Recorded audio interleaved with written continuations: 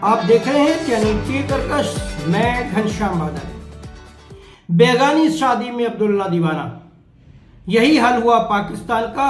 और शांति वार्ता जैसे की आशंकाएं थी 23 घंटों में ही पसर गई। पीस पीस यानी टुकड़े टुकड़े हो गई इस्लामाबाद की पीस टॉक।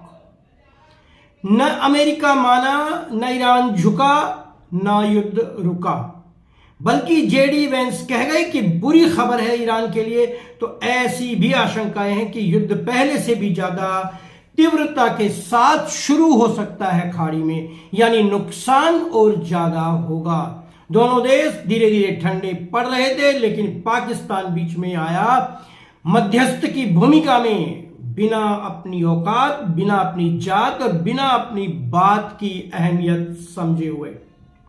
मीडिया से कवरेज भी मिला, लेकिन आखिरकार वही हुआ जो होना था इस वार्ता का हाल।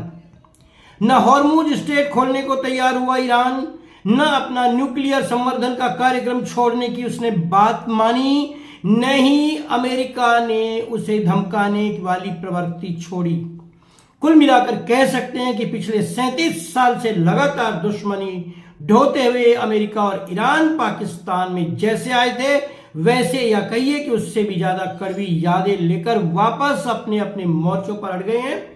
तीसरा पक्ष जो सबसे महत्वपूर्ण था, इजराइल, इस वार्ता का हिस्सा ही नहीं बना, क्योंकि उसे पाकिस्तान पर यकीन ही नहीं था। यकीन तो इस देश पर शायद ही किसी का हो। इस बीच इस वार्ता में कुछ खास बातें हुई जो मीडिया में उभर करके सामने नहीं आ पाई। आप सब लोगों ने देखा, उधर शांति वार्ता चल रही थी, इधर भारत के 2 प्रतिनिधिमंडल यूएसए यानी अमेरिका और सऊदी अरब पहुंच गए। इशारा समझ लीजिए।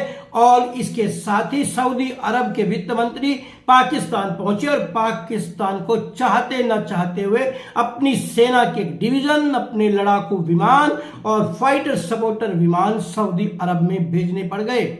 यानी चले थे चौबेजी छब्बेजी बनने के लिए और रहना पड़ा दुबेजी बनकर। लेकिन ये देश समझने वाले देशों में शुमार ही नहीं है।